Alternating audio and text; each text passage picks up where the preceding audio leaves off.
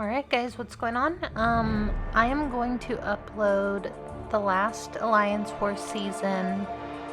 I'm gonna upload all of my fights, but I'm gonna do like 4 videos, 3 wars in each video. Some wars that I had were really light, like this first one.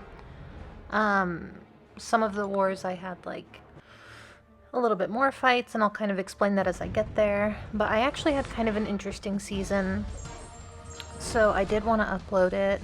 The season before I was just like taking the same fights over and over again pretty much. Like I was using Spider-Punk every war and doing like Path 5 Destroyer with him, and that was kind of like my role. Obviously I had some other stuff going on too, but it just wasn't super interesting. It wasn't like a great season, it wasn't an awful season. For me, I think I died once, but this season was a little more interesting. So first fight here is just going to be this Wong. Wong was actually my death last season. I basically just like rushed a fight, and I think I was using like Luke Cage or something like that. He was on Path 5 and I died to like a bunch of detonation damage.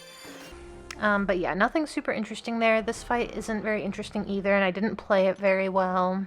It's just going to be this Magneto. You can take him with like a lot of different people. I just used Spider-Punk because I just had him on my team, and I was gonna take Path 5 Destroyer in Section 2 this war, but I think Ray ended up taking him with like Kate Bishop or something like that. So I just ended up like doing these 2 fights and then being Ray's pre-fight person for the rest of the war. But yeah, this is not the optimal way to play this fight. You want to kind of go for like these crazy intercepts. That's the whole point. When your evade is on cooldown, you can dash in and dash out. If you would get intercepted while you're dashing, instead, Spider-Punk is going to like intercept them and like stun them. So it's really safe. It's just like, for me personally, it was just really counterintuitive for how like I play Alliance War.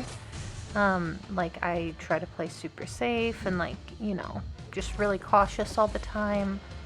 And that is not how you play this guy. So probably not the best champ for me to be using, but here we are.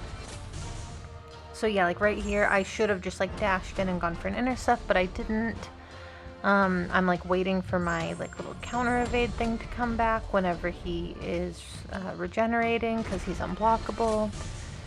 And yeah, that being said, Spider-Punk, even before the buff, he was really good for this tactic. So lots of access to debuffs. If you run Resonate, that's like even more, but every time that they throw a special that they've already thrown, they get like a rupture debuff, and when you like dash in and dash out a bunch, you get like physical vulnerabilities. But yeah, the ruptures do a ton of damage right here. Like I should have used a special one, but I'm not going to. I'm gonna like sit here and like wait this out. If I would have used a special one right there, fight would have been over, but it was pretty much over anyway. So that was the end of my first war of the season. We did end up winning that war. We ended up losing 2 wars this season, and I think those are both in week 2 because they happened back to back. So this next war here, this is going to be against Bolt, and I'm going to bring in, so I got my 7-star Omega Red duped, and I've been giving him SIGs, but he was still pretty low SIG at this point, so I wasn't using him for very much. I just wanted an excuse to bring him in. And our normal counter for Enchantress bosses, I think this is the war. The champion that we used most often for Enchantress bosses was, last season anyway, was Void. The season before it was Joe Fixit, like everyone else. And we actually started banning him a season before everyone started doing that. And just targeting kills there. But, yeah, everyone like kind of caught on to that, started banning him in this past season that just ended that I'm posting right now. So we just went like all in with Void for that boss, but I believe that this War of Void was banned. So I'm pretty sure I end up taking the boss with Ironheart. I took her to rank 3 for this war, for this boss, because we have one other person in the battle group with rank 3 Ironheart, but I didn't know if it would work, so I didn't really want to put anyone else in a position to have to do it. And I had the resources, so I just went ahead and ranked her up. So this is my first ever fight with Ironheart. I had no idea how she worked, no idea what I was doing with her. I talked to K2, he also uploads on YouTube, super knowledgeable, super helpful. I got like a strategy together for this fight. So I decided to power start 1, knock him out of his mode here, and then I'm going to do 2 mediums into my special 2. And this special 2 is just insane. Like, it took me right to a special 3. I shouldn't have thrown it. I should have just like let him die, but it is what it is. And then this is my second ever fight with Ironheart. This is going to be a Negasonic Teenage Warhead. And yeah, this fight goes a lot like the last one did. So I ended up like, these were kind of like confidence booster fights for me. And yeah, you'll see in a second here, like her damage is just so good. She is just like an actual really good champion here. I'm gonna go ahead and sidestep into another special 2, and then here I'm gonna sidestep into a third special 2, and that was a 30-second fight. So really, really good damage from her. Next I'm going to take whatever this is. Okay, Kingpin. I'm gonna take Kingpin here. You know, I think almost any champion can do this fight, but it is good to have here as like a path split. Like, I couldn't use Ironheart here. So I kind of had to bring like someone else, but Hulkling can do this fight, Kate Bishop can do this fight, Apocalypse can do this fight. It really doesn't matter. But yeah, so I'm just deciding to use Omega Red, I guess, and it was kind of like a gift that I gave to myself since I had to take the boss. So this fight's almost over, just gonna tap him a couple times. Normal Omega Red fight. And I think at this point my my 6-star Ascended Omega Red was still like technically better as far as the degen damage goes. Okay, yeah, and then I'm gonna take this Killmonger, and then the next fight should be the boss fight. So this is just like normal Omega Red. I hadn't used him in so long actually that I was like kind of nervous for these fights, which is really weird to say because like I used to feel like he just straight up could not die, but I know he can, so I'm trying to be like a little bit careful here. I think I used like an invuln or something. Like, this is still really early in the season, and yeah, like I'm not like playing this great, but good enough. And his damage was still pretty weak at this point. So yeah, just going to lock in these spores. And the fight's about to be over. Alright, and then last up here, I'm going to fast forward through a bunch of this. I'm going to go ahead and change my masteries. So, to be fully transparent, part of the reason that I didn't upload this season as I went, first of all, I didn't really have time. Second of all, I wasn't sure if people knew how good Ironheart was for this boss. And I didn't really want to give it away. It wasn't my idea. I saw somebody in DSVG do it, and I decided to try it. But yeah, I didn't want to like kind of ruin their secret, and I didn't want to ruin our secret either. Like, I didn't want people to start banning her, and then like, you know, we didn't have great options. At this point in the season, she was still pretty problematic. That being said, this fight gave me a false sense of confidence in how this fight goes. Because this particular enchantress, first of all, she's just a 6-star ascended. And second of all, she was really nice. Like, the strategy with this fight is to just get the spells off and then push to special 3 with an invuln. She is bugged. I'm not sure if it comes into play in this fight. Yeah, right there. So, she can, like, heavy chain from, like, attacks normally.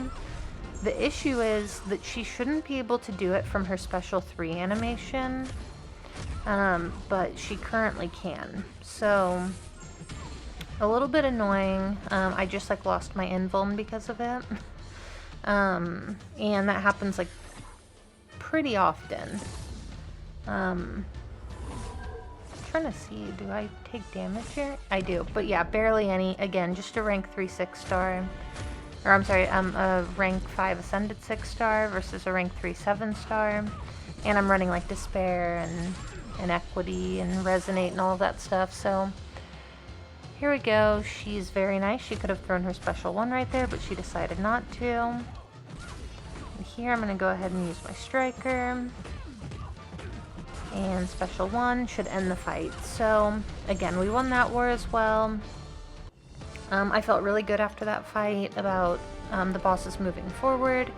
If I needed to take her again, and spoiler, I am going to have to take her again a few times this season because, not necessarily because people banned Void, which is who we had been using before, but because the guy who, like, one of the best players in the Alliance, easily one of the best players in the battle group, he ended up getting really sick and he couldn't play for a full week. So his role would normally be like the boss killer guy, but that became me when he was in the hospital, which is, you know, I know I haven't posted in a while, but if you used to watch the channel, I don't take bosses. Like, I'm not particularly confident in them. I get really nervous and usually play pretty bad unless I just absolutely over prepare for everything. So that's what I ended up doing. Like, and I felt pretty good about that. Because, you know, it kind of showed me and reminded me after, like, many seasons of, like, losing confidence in my ability to play this game. It kind of, like, reminded me that I can play this game if I just put in, like, the time into practicing and stuff like that. So, this is just going to be a really easy fight. Honestly, I probably shouldn't have even uploaded some of these. But yeah, I just wanted to upload the whole season. So I didn't want to, like, be selective about it and have people think I was hiding stuff. I have one really nasty war where I ended up getting sick, and it was a big war for us as an alliance. It was kind of like a milestone, and I got really sick. I ended up taking 2 fights, and both fights are just, like, embarrassing. Like, I told my alliance mates that I was going to take them to the grave with me, and here I am getting ready to upload them onto YouTube. So, yeah, just a normal Void fight. I do have a 7-star Awakened Void. He's Sig 20 though, and since we already have, like, a rank 3 Void, I didn't really want to, like, rank him up. If there's a big Void fight to take that, like, necessitates a rank 3, I would just give it to Ray because, you know, he's just really good at the game, and I know that he would pull through. So, like, I trust him more than I trust myself. So here, the thing with this fight is you just want to punish specials. But yeah, fight's over. Kind of long, kind of annoying. And then my last fight for this video is going to be the Snull. Super easy. I think Ironheart was banned this war. So with Mole Man, the only thing that you need to know is that you need to be running at least 3 out of 5 stand your ground. Back up at the start. He's going to start unblockable, then you're going to shrug all the debuffs. And then you just parry heavy, and once you get into Frenzy, like I am here, As long as you're running 3 out of 5 stand your ground, you can block unblockables. So I can still parry him, I can still block his hits, as you can see. And here, I was kind of annoyed because he didn't die, but I'm just going to bait out the special 2.